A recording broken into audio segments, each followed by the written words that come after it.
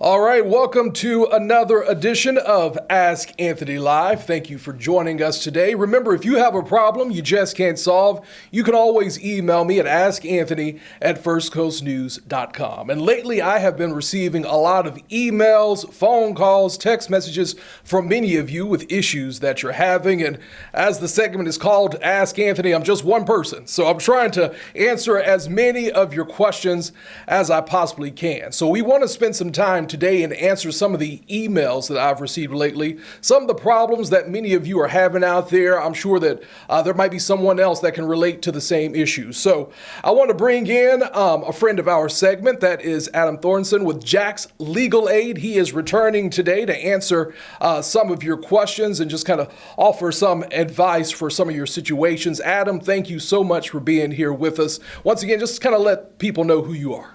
Sure. Yeah. First of all, thanks for having me back. Had a great time last time, and hopefully I can help take some of those emails answering off of your plate and chip in here a little bit. So I'm an attorney here in Jacksonville. I've been practicing since 2008.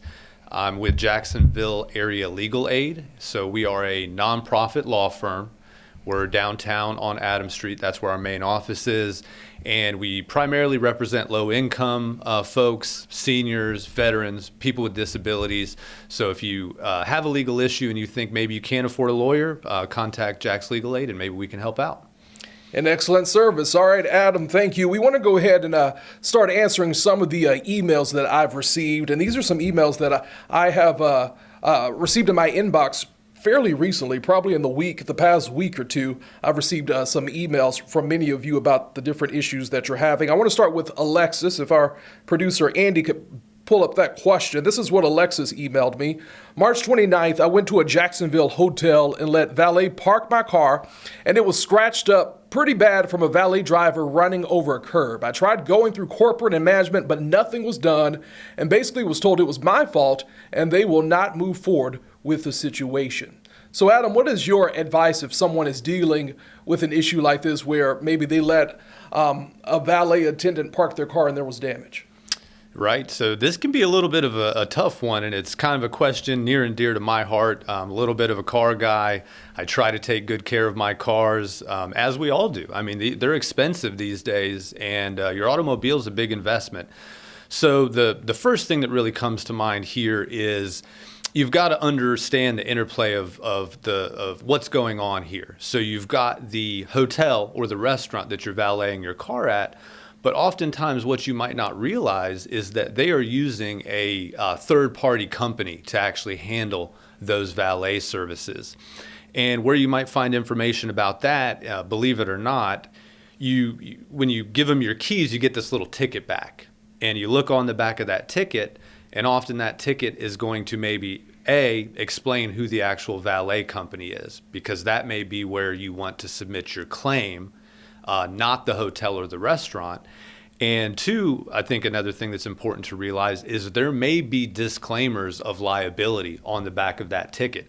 And so that's something to keep in mind as well. So that would be step one. If you still have that stub, or if you're valeting your car in the future, make sure and maybe hold on to that ticket, because that may have some information that will help you. The second thing that kind of pops into my mind when I'm thinking about this situation would be just the realities of proving who did the damage. So one, I would want to know, did the caller see the valet actually damage the car or not? Was it actually witnessed, or was it a situation where you're done with dinner, you're leaving the hotel, they bring the car around and you see that it's scratched up? So based on the details here where it says the valet ran over the curb, I'm thinking maybe the consumer actually witnessed it, which that's good. Because otherwise, how are you got to ask yourself, in a court of law, in a civil case, you as the consumer, you have the burden of proof. You have to prove to the judge or the jury that it's more likely that this wrongdoer is the one that damaged your car. And when you leave this thing with a valet company, you don't know. The person parked next to you may have opened the door into your car. Something else may have happened. So it's really critical what you can document and prove. To that end, I think some other tips, I would say, number one, look at your car before you leave. If you valet your car and you're worried about this kind of thing, do a walkthrough, right then and there. Take a walk around the car. If you see anything that's amiss, I think you're going to have much more success getting the valet company or the hotel or restaurant to address that problem if you talk to them right then and there, rather than if you go home, you notice it later, now you're calling, and I think that makes it a lot easier for them to blow you off. All right. Yeah. Some good advice there, Adam. I didn't mean to cut you off. Did you have something else you want to add? Well, just, you always, I guess, have the option of going through your own insurance. So if you've really Right. tried everything, you've hit a dead end with the restaurant, you've hit a dead end with the valet company, you could put in a claim with your own insurance company. But of course, the downside to that is we all have deductibles. And so now all of a sudden, if you make a claim with your own insurance company, you're having to come out of pocket $500, maybe $1,000 for damage that you didn't cause. Some great advice, Adam. Thank you once again. Remember, you can ask your questions as well. If you have anything that you're wondering about right now, we will try to answer your questions as best as we can. Remember, you can always email me at askanthony@firstcoastnews.com. All right, Andy, let's pull up this next question from Joseph. This is the email he sent me. He said, I need your assistance in getting a refund from Verbo for my honeymoon rental at Tybee Island that I actually never stayed in because I could not access the property. This has been an ongoing dispute since they debited my account on December 1st, 2024. And Joseph told me some more. He wrote in that email. He said that they did acknowledge that he was not able to actually use that rental, but he has yet to receive a refund. What can he do in this situation, Adam? Wow. So first off, my heart goes out to you. That's not a great way to start a honeymoon. That's tough. So when you're dealing with Verbos, Airbnb, and similar services, again, this is a little bit like the first question. You've got to understand who's actually the responsible party and who you actually have the contract with. So believe it or not, even though you're the consumer, you're logging onto the Verbo website, you think you're doing business with Verbo, your rental agreement is actually with that property management company or with that property owner. It's not with Verbo. So they are sort of the facilitator who collects money, distributes it between the parties, but you don't actually have a contract with Verbo. And so this is a little comfort to someone that had their honeymoon ruined. But if you look closely in that fine print on the Verbo website, you're going to sort of see that if you have a dispute with that property owner, that's between you and them. And Verbo has expressly said, we're not going to get in the middle of it.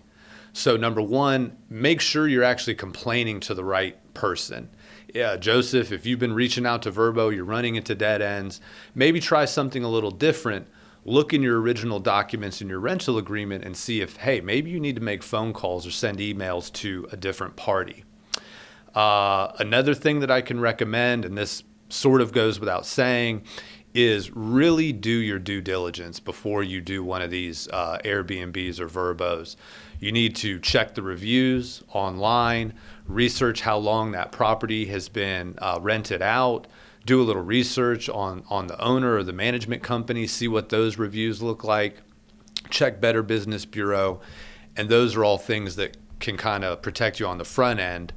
One other tip here that really may help folks that I think you might not consider all the time, if you have booked a trip like this with your credit card, so specifically a credit card, not a debit card, and you don't receive the goods or services that you actually paid the vendor to receive, you do have rights under something called the Card Act. It's a federal law, okay? And it protects consumers and limits their liability if those goods aren't delivered. So that is something to look into, maybe disputing this charge with your credit card company and going through that process and see if you can get relief there rather than through Verbo or through the property owner. Adam, let's talk about landlord-tenant disputes. This is something I deal with often, and I'm sure that you do as well at Jack's Legal Aid. I received this email from Amanda. She said, a landlord won't let me break my lease. I think they're trying to squeeze every penny possible, and if they did let me, it would be admitting they failed to maintain a safe living environment. She didn't give me a lot of details when I replied to her email, but that's a question that she has. So let's just talk a little bit about that. When you're a tenant and you're trying to break a lease, what rights are you entitled to, and maybe what rights is your landlord entitled to? Right. So first and foremost, we got to understand that a lease contract is a contract like any other. And there's a lot of misinformation around, oh, I've got 3 days after I sign a contract, there's a cooling off period, I can change my mind. And that is not generally the case with the vast majority of contracts. So once you sign, you are bound for that entire lease term, unless there's an exception. So what we would be looking for here in Amanda's situation is whether an exception applies. And we can tell by her email, she's saying that there's not a safe living environment. So the good news is that under Florida's landlord-tenant law, this may give Amanda or someone else that's in her situation a way to get out of their lease. So there's a provision in Chapter 83, which is Florida's residential landlord-tenant code, and that says that if your landlord is not maintaining the property up to code, up to Florida statutes, or is in material violation of your lease, you as the tenant may have the right to terminate that lease after you give written notice. So there's two big things I want to make sure I'm highlighting there. One, the violation by the landlord must be material, and it must actually be a breach of the lease or the laws relating to habitability. It can't be some really minor thing. There's a scuff on the floor or just a discoloration on the ceiling. We're generally talking about things like a leaking roof, the floor is caving in, there's sewage coming up through the bathtub. And these are all real examples of things I've seen. So if you have something really serious like that, you can put your landlord on written notice and say, hey, I'm paying you rent. I need you to fix these things. If you don't fix them, I'm going to terminate my lease. Other ways that you might be able to terminate your lease early, so that's one exception, conditions. Another would be if you're a service member, and there's a lot of those here in Jacksonville. We've got a lot of Navy members. So if you are a service member and you get a different deployment, let's say, and you need to move, or you get discharged from the military and you need to break your lease, you are allowed to do that under Florida law. And then the third way that I can think of that comes up somewhat often is if you're a person with a disability. So there's a federal law, it's called the Fair Housing Act, and it protects you from discrimination. And if you're a person with a disability, it allows you to do something called a reasonable accommodation. So let's say you become disabled, and that disability is permanent, and you can no longer use or enjoy that dwelling that you're renting. You can't get up the stairs, let's say. It's not accessible by wheelchair. You could use that Fair Housing Act to request a reasonable accommodation to get out of that lease. But generally speaking, you're stuck in there unless you pay a penalty. Right. All right, Adam, let's talk about gift cards now. This is an issue that I wish I could help many people with who are having disputes with gift card companies. This email came from James. It says, on March 31st of 2024, I sent a $500 gift card on Hotels.com to my daughter through Amazon. The gift card was sent to her via email, but she was not able to use it at that time. She later inadvertently deleted the email, which could not be recovered by Google, as it was more than 30 days before she noticed. I have tried repeatedly to have Amazon either reissue the gift card or reimburse me as the sender. Amazon claims that their policy with third-party gift card service is limited to 30 days and therefore can't reissue. I've asked for a refund to my account and have been told that they won't. Is there anything that James can do in this situation? Well, James, I feel for you, but I'm glad you sent in this question because I really think we may sort of be hitting a theme here, Anthony, which is that when you're doing business with any company, in particular when it's online, you don't always know who you're transacting business with. And so what Amazon is essentially saying here is even though you purchased this good or service using my web platform, you actually purchased it from a third-party company. And because this isn't an Amazon branded gift card, we can't help you get that refund. And that's actually true. So I did a little bit of research on this, particularly with hotels.com, and you'll see a disclaimer if you pull it up on the website. This card's not issued by Amazon. It's actually, in fact, not even issued by hotels.com.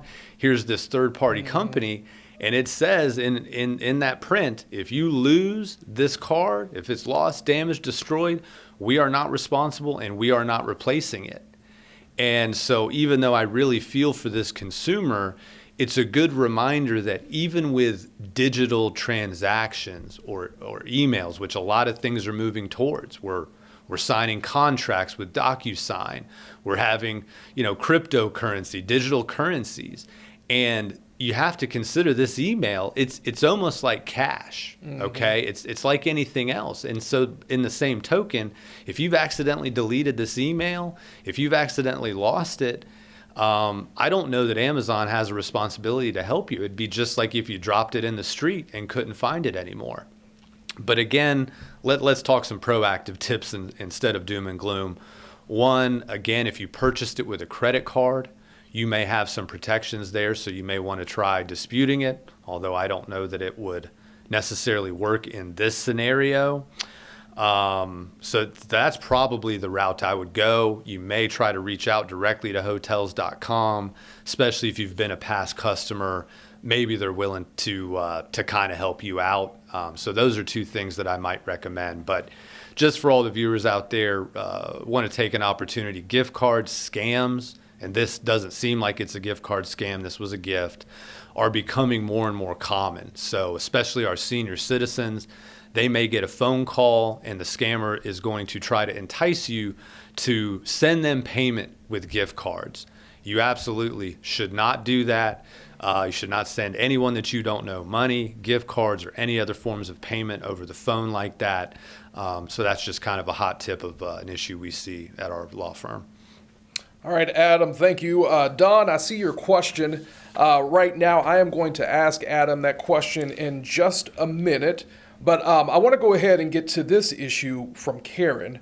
She sent me an email this week. It says, the neighbor behind my brother's house, they have 2 American pit bulls. Last week, they dug under his fence and killed my brother's beloved dog. There is a case with animal control. However, to date, nothing has been done. We would like the dogs to be removed or at least be classified as a dangerous dog. This is something that I deal with often. I receive a lot of emails about issues when it comes to dangerous dogs in neighborhoods. What can be done, Adam? Yeah, this is really a heartbreaking situation. I'm a dog lover. I've owned dogs my whole life, so my heart really goes out to Karen. So here's kind of what I think are the important takeaways here. Number one, you sort of have to let the process play out a little bit. So there's a specific Florida law on dangerous dogs. That's Florida Statute 767. And part of that process involves animal control actually having an investigation, taking a formal complaint that there's been a dog bite or an incident, and then the dog owner does have the opportunity to go to that hearing, contest the findings, sort of have their day in court. But it's not really an official court proceeding, it's an administrative proceeding. So number one, you're going to have a little patience. What this dangerous dog statute essentially says is there's 3 ways that this can be classified.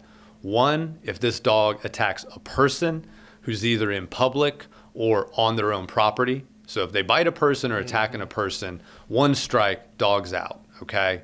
The second way is if that dog kills another domestic animal.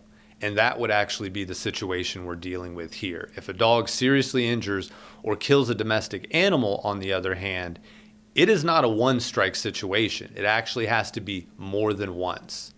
And so if Karen is looking to have this dog deemed dangerous, we would have to know, is there any prior history of this dog attacking another domestic animal? And then the third way, not applicable here, but if a dog, again, is chasing or menacing, following someone around on public property, that's another way a dog could be deemed dangerous. So That's kind of the legal background.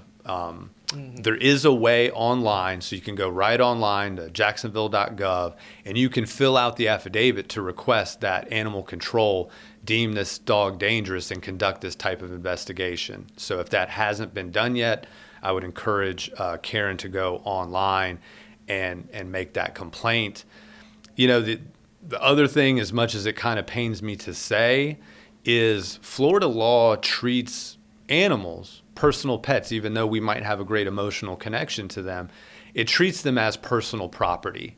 And so generally speaking, you're not entitled to any sort of special damages, emotional distress, punitive damages, those sorts of things. It's basically the value of the dog if your dog is killed. And that can be really hard for a lot of people because they feel like, well, this was a family member, a friend, right? My kids have grown up with this animal, and they want more compensation. And just generally speaking, that's not in the cards, even if the dog owner was negligent. Adam, going back to the landlord-tenant dispute that we were talking about earlier, Dawn just left a comment. It seems like she's having an issue with the housing authority in her area. She's talking about floors are broken and already caused me to fall 7 years ago. Lights out, dumpster problems. Lise says no stray animal feeding, and many here do that.